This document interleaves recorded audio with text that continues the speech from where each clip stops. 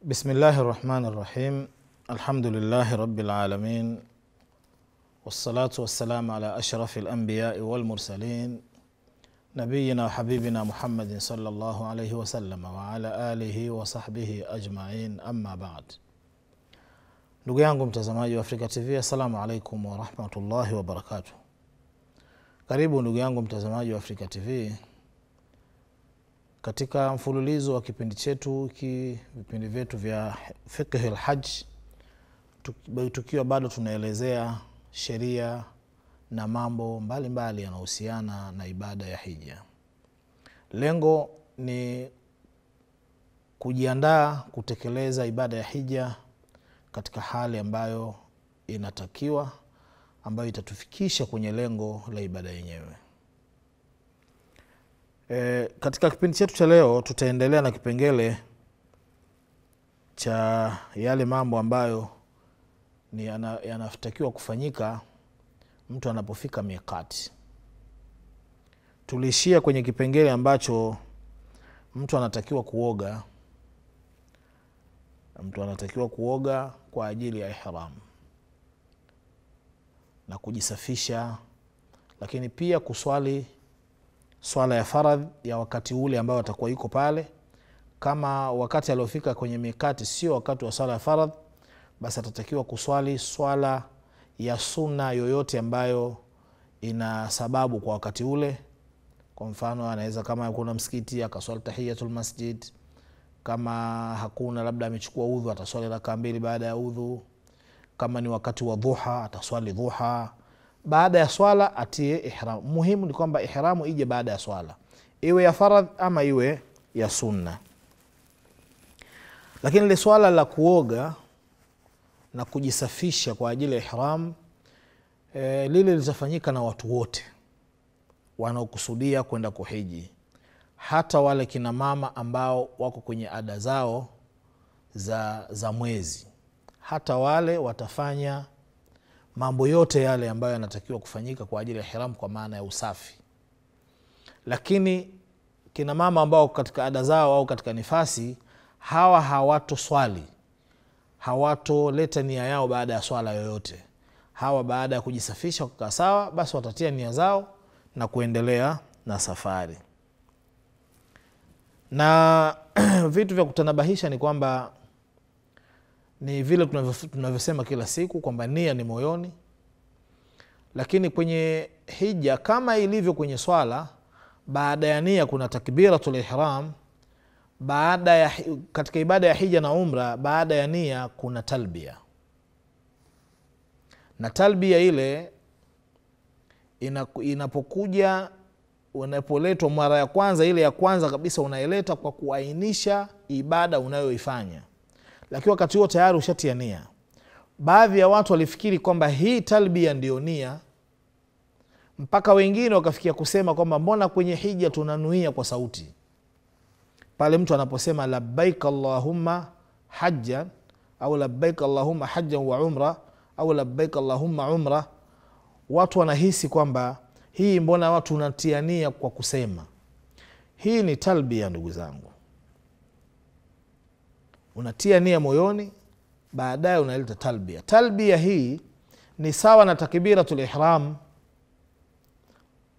kwenye swala, kwa sababu unatia nia afu unasema Allahu akbar, unaingia kwenye swala. Na kwenye hija unasema, unatia nia moyoni afu unasema labbaik allahumma umra, labbaik allahumma hajja, labbaik allahumma hajjan wa umra. Yoyote katika hizi tatu una mwenyewe ambayo umeichagua. Hizi nia ziko tatu kwa sababu utekelezaji wa ibada ya hija umegawanywa visehemu vitatu. Kuna hija ya kirani, kuna hija ya tamattu, kuna hija ya kirani, kuna hija ya ifradi, ambazo inshallah tutaziona huko mbele. Ndio hizi nia zitakwenda kulingana na ile ulioikusudia wewe kuifanya. Kama umekusudia kufanya ifrad, utasema labbaik allahumma hajjan, au moja kwa moja labbaik hajjan, kwamba umeitikia hija wewe. Au kama unakusudia kufanya kirani, unasema labbaika Allahumma hajjatan wa umra au hajjan wa umra kwa pamoja, au kama umekusudia tamattu unasema labbaika Allahumma umra, halafu unaendelea na mambo mengine mpaka utakapomaliza, na inshallah tutakuja kuyaelezea haya moja baada ya jingine, namna vile vitendo vya hija vinavyofanyika katika utekelezaji ule. Sasa hivi tunaeleza tu baadhi ya sheria. Wanasema kwamba lakini bora ya aina hizi tatu ni tamattu. Katika kutia nia kuna kitu wanawachuoni wanakiita ishtiratu nia au al-ishtiratu fi nia, kuweka sharti ndani ya nia yako. Kuweka sharti maana yake nini? Unapotia nia ya hija ama umra, lakini ikawa una wasiwasi kwamba unaweza usiimalize hija yako kwa sababu moja ama nyingine, ima kwa sababu ya matatizo ya kiafya ambayo unayahisi kwenye mwili wako, au kwa matatizo ya kiusalama ambayo unayahisi katika eneo husika, kwamba labda Maka sasa hivi bwana haiko salama, hatuna uhakika kumaliza hija yetu. Maka iko salama, lakini bwana mimi mwenyewe sijisikii vizuri, sina hakika kama nitamaliza. Hapa unatakiwa, ni moja katika mambo ambayo yanapendekezwa, kutia nia na kuweka sharti katika nia.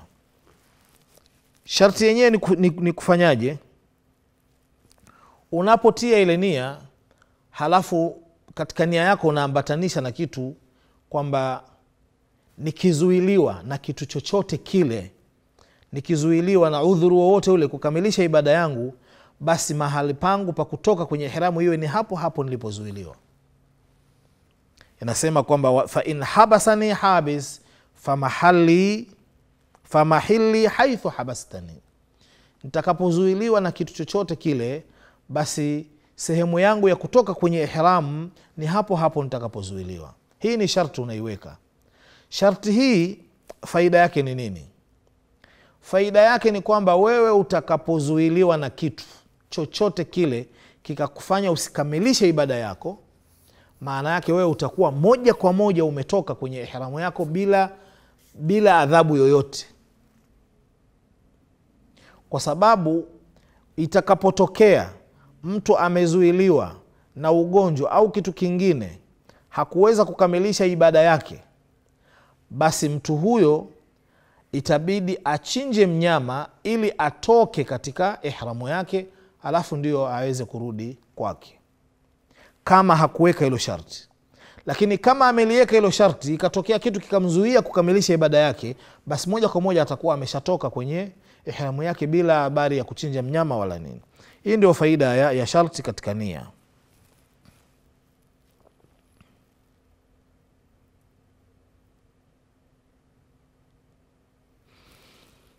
Sasa hapa ndio inafikia wakati wa kuzungumzia zile aina tatu za utekelezaji wa ibada ya hija.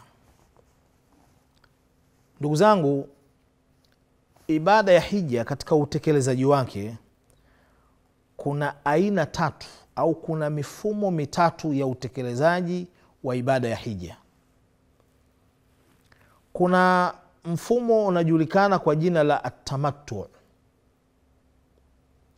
Tamattu ni kuichukua hija, ni kuifanya hija na umra, lakini ukaitanguliza kwanza umra katika miezi hii ya hija, ukafanya umra mpaka ukaimaliza, halafu ukatoka kwenye ihram, ukaendelea kuishi Maka pale katika mazingira ya kawaida.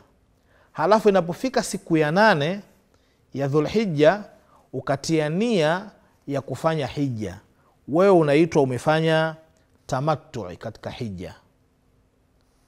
Hii ni aina ya kwanza. Aina ya pili ni qiran.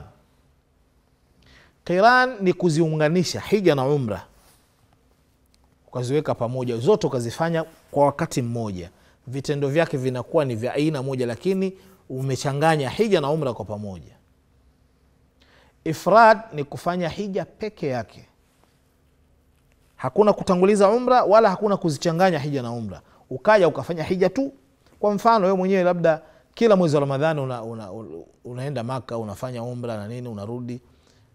Au kwa mfano tuchukulie kwamba mtu kapata uwezo wa kuweza kuwa sasa ni wajibu kwake kufanya hija ndani ya mwezi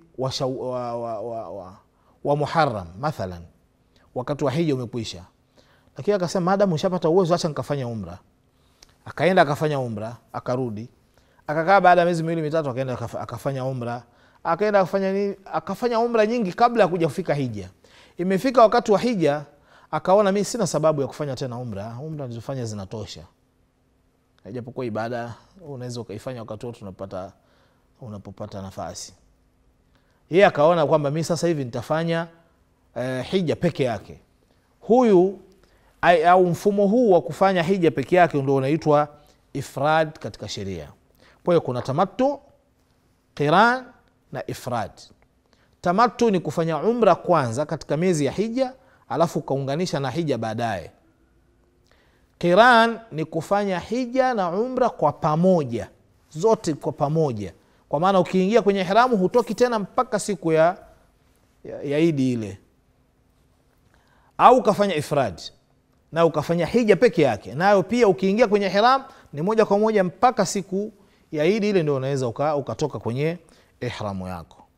Hii ndio mifumo mitatu ya utekelezaji wa ibada ya hija. Naam.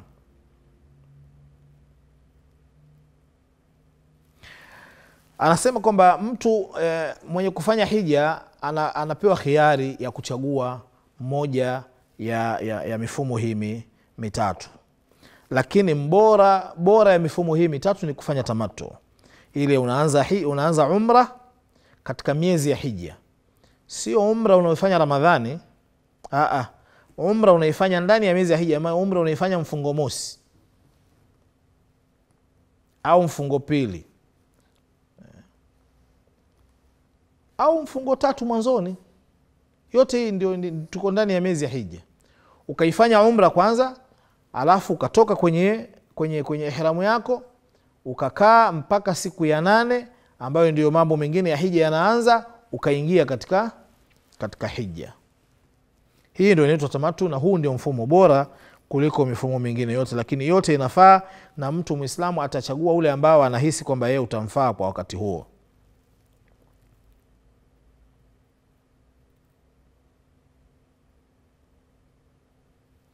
Lakini pia wanasema kwamba mtu akiwa amechukua mfumo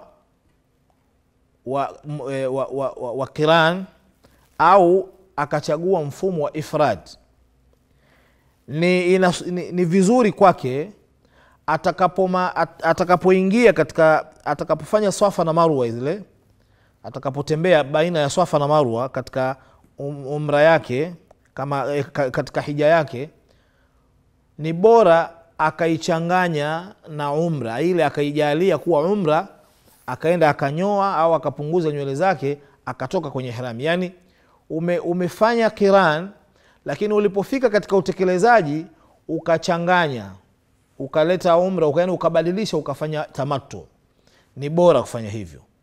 Umefanya ifrad, lakini inatakiwa ni bora hiyo ifradi uichanganye pamoja na nini, uibadilishe iwe tamattu. Yani wanawachuoni wanasema ni bora kwa mtu aliyefanya kirani au ifrad kuibadilisha hiyo nia yake ikawa tamattu badala ya kuendelea na kirani au ifrad. Lakini khiari ipo, khiari ya kufanya tamattu au kufanya kirani au kufanya ifrad. Hizi khiari zipo, utachagua unayoitaka.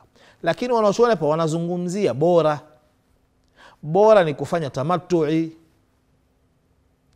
na mpaka wakafikia kusema ikiwa pia mtu ashaanza nia yake, ashatia nia ya qiran, ni bora kwake pia kuibadilisha hiyo qiran ikawa tamattu. Mtu amechukua mfumo wa ifrad, ni bora pia kubadilisha mfumo huo, badala ya kuwa ifrad ikawa tamattu.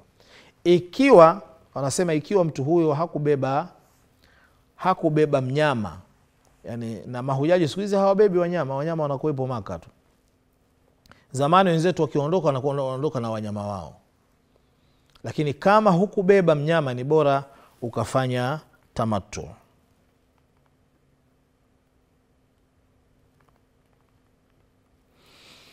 Naam, tunaingia kipengele cha mambo ambayo ni haram kufanywa na mtu aliyeingia kwenye ibada ya hija ama umra.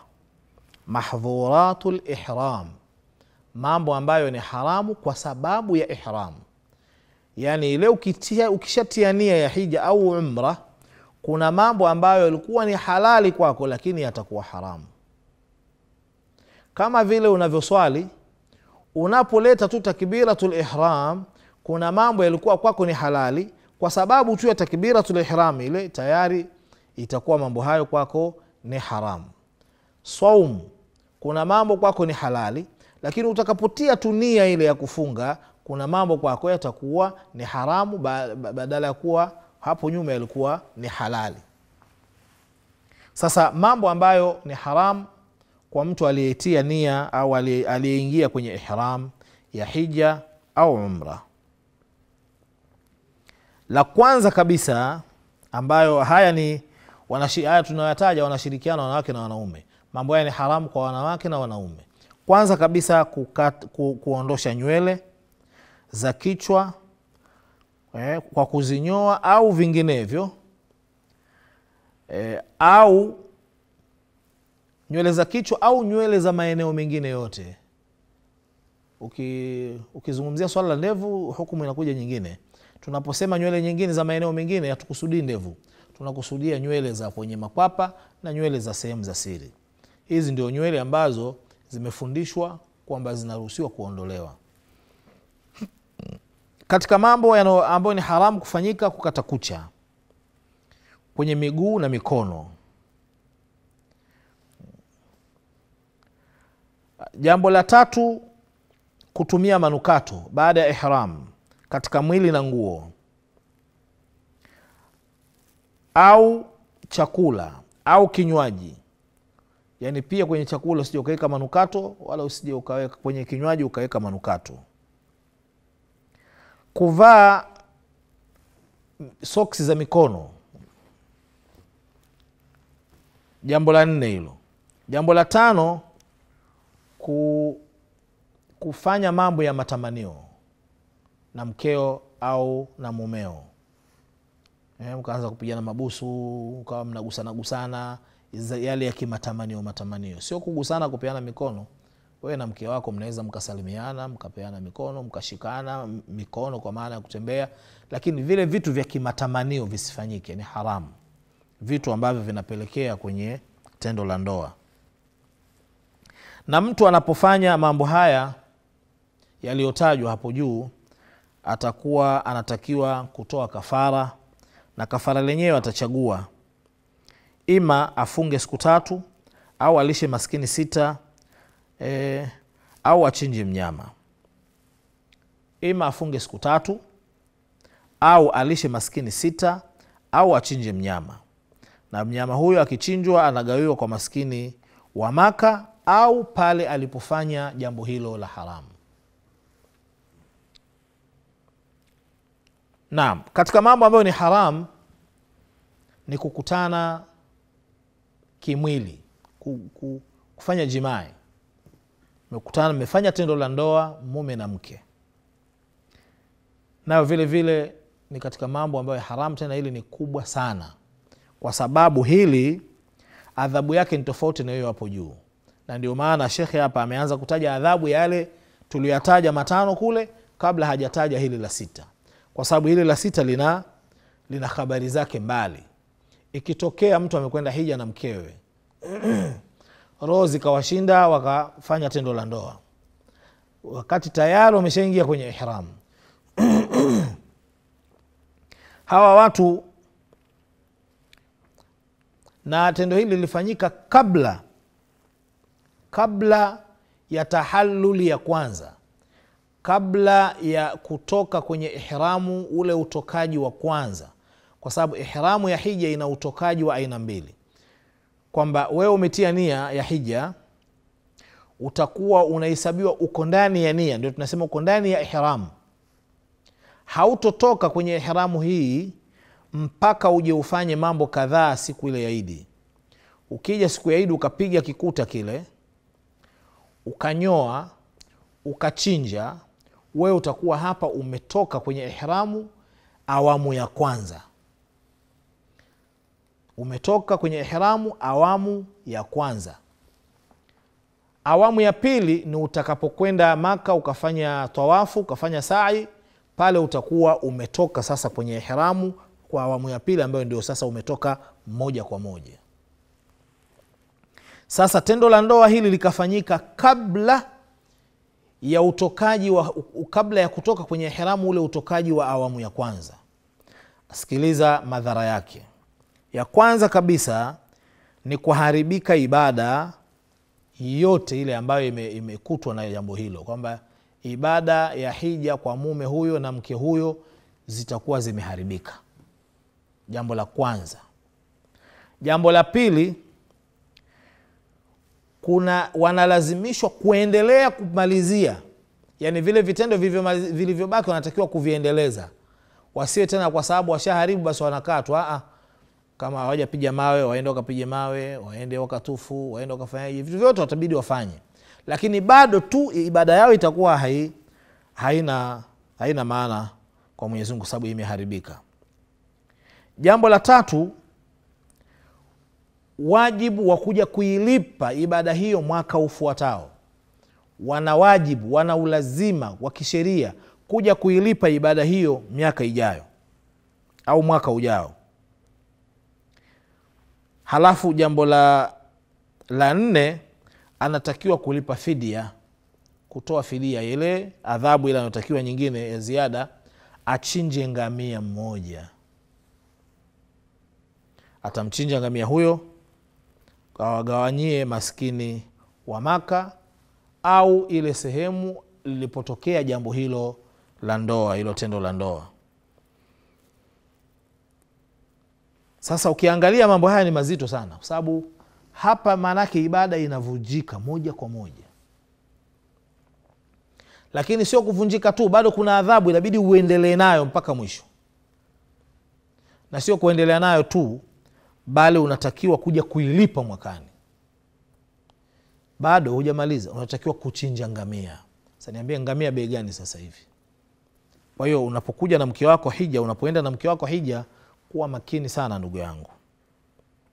Katika mambo ambayo yanaharibu, ni haramu kufanyika kwenye hija, ni kufunga ndoa. Kufunga ndoa ama kufungisha ndoa. Yani wewe ukafunga ndoa, ukaozeshwa wewe mwenyewe, au ukamuolea mtu mwingine, au ukamuozesha wewe mtu, au ukawakilishwa kumuozesha mtu mwingine. Mambo yote haya yanaingia katika uharamu. Lakini jambo hili halina fidia, lakini ndoa inaharibu. Ndoa itaharibika bila kujali kwamba ni ya yule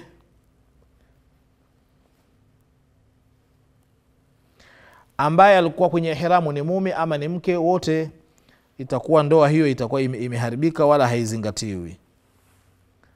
Jambo jingine ambalo katika mambo ya haramu ni kuua wanyama wa porini, wanyama au ndege wa porini.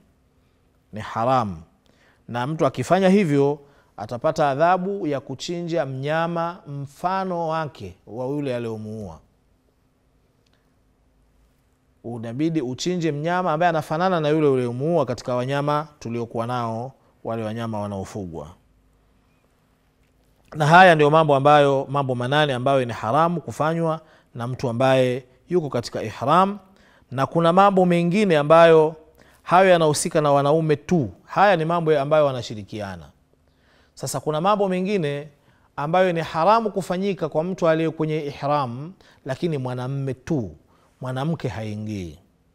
Mambo haya sasa insha Allah tutakuja kuyataja katika kipindi kijacho, kwani muda sasa hivi umetuishia.